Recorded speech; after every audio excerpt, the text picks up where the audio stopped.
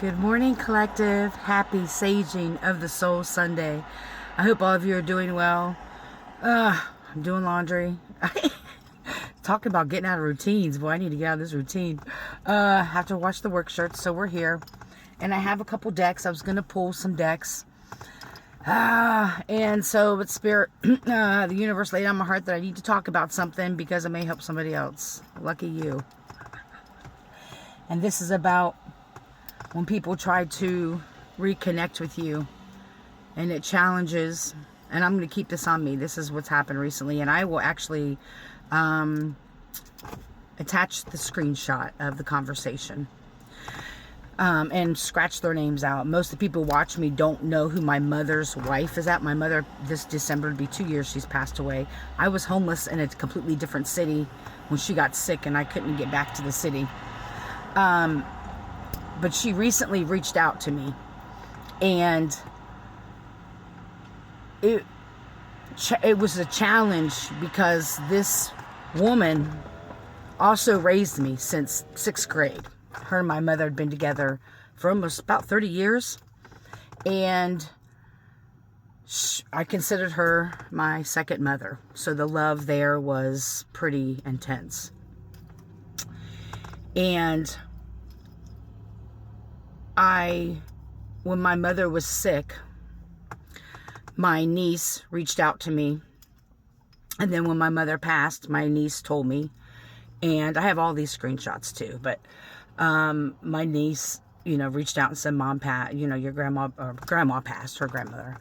And I said, thanks for letting me know. And I did TikToks about this, so the proof of those TikToks are already posted 2 years ago. And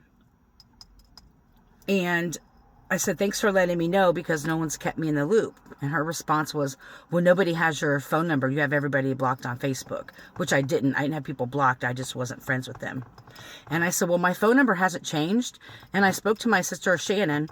I have 2 sisters and a brother, and Shannon, we both have the same mother and father. And I said, and I just spoke to Shannon not even a couple months ago, so she has my phone number. And so that was a fucking lie. People spin this narrative they couldn't get a hold of me. And not even I'm telling you, because not even a second, 2-3 seconds after I sent that, and maybe about a minute later, my sister Shannon texts me on my phone and starts ranting and raving and doing this usual stuff. She has disdain for me. A lot of disdain, all my siblings do. And that's their shit, not mine, because they don't even know me. And I didn't feed into it then. And she said, well, I'll let you know when the showing is, the celebration of life. I said, okay. Never heard from her again. Never heard from anybody ever again after that. 6 months later, my mother's wife reached out to me and said she had my mother's ashes. I did videos about this too. I got the ashes. The last time her and I had a conversation was September of last year. Shows it in my messages.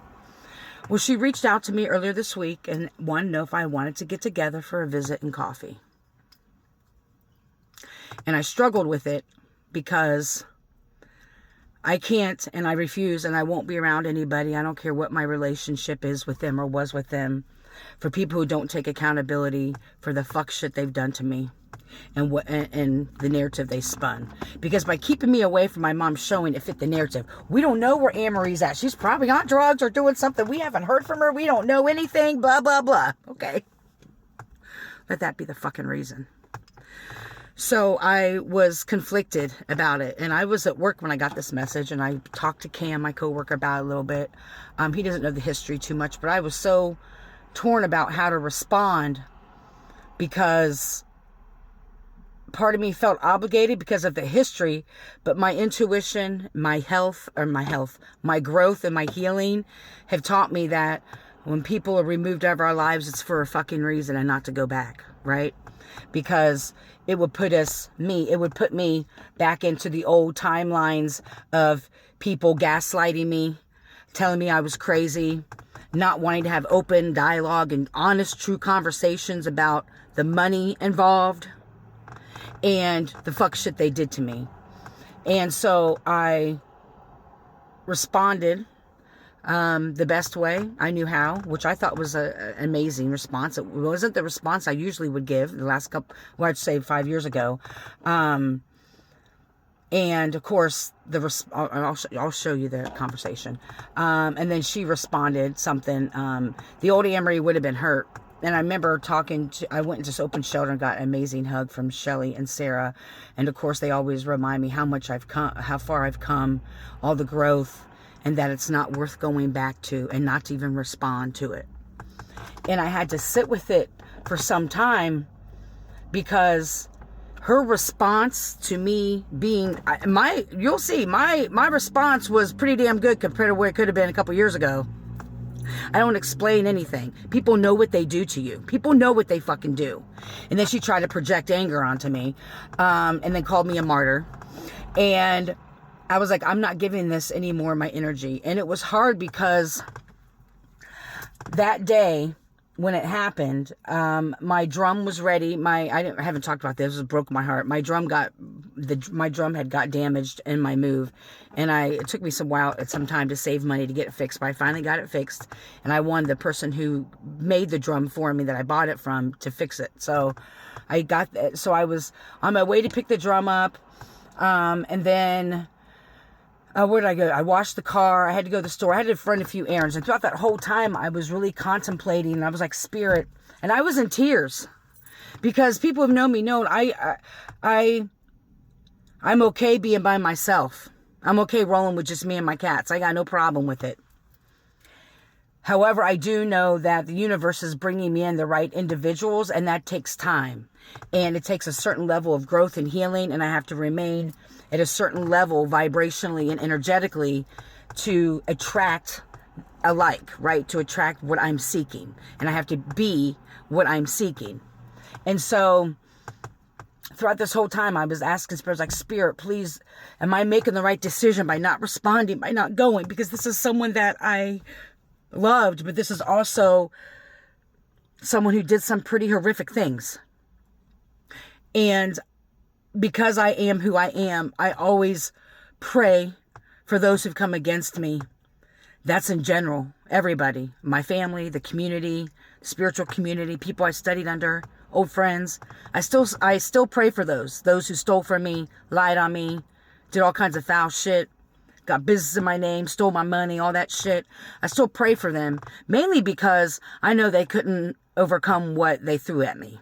Right? When the karma hits them, it's going to be a challenge for them to survive what they threw at me. Because it's going to come back to them. So that's why I pray for them, because I know they're not as strong as me. And that's not a dig. That's just the fucking truth. Because what type of person, someone who did nothing wrong to you, that you would come and attack and do all this shit to? So I kept asking Spirit over and over and over again, like, am I doing the right thing? I need some signs. I need my signs. And I'll be damned, Spirit knows me. Spirit knows when I need to disconnect, I'll just be scrolling, right, on TikTok. And I saved all the videos. There was like 4 or 5 videos from completely different creators that confirmed that I made the right fucking decision. I already knew I did. But when you're talking about a 30 plus year relationship with somebody, and even though you know it's not right for you and that it would just pull you back, and they will continue to gaslight you and deny you and discount your gifts and abilities and just, all that shit, the old people who never see you for who you are, only from their own unhealed lens. And Spirit showed me through amazing creators here on TikTok. I saved the videos. It was last week. And I think I saved like 5 or 6 in a row, because every video, it was like a confirmation that I did the right thing. And so even though I know I did the right thing, it doesn't mean that I feel good about it. I don't feel bad about it, but doesn't mean it doesn't hurt. And I have to remember that's a rose-colored glasses memories of certain things, and Spirit said, don't forget this. Don't forget when this happened, and what this happened, and when this happened, and what they said, and what they did, and how they alienated you. Don't forget. So just because we make the right decision doesn't mean we still don't have to acknowledge the sadness that comes with it. but honor our healing and our growth. Thank you to all of you who always support me. This path is not easy, but it's beautiful. Have a great day.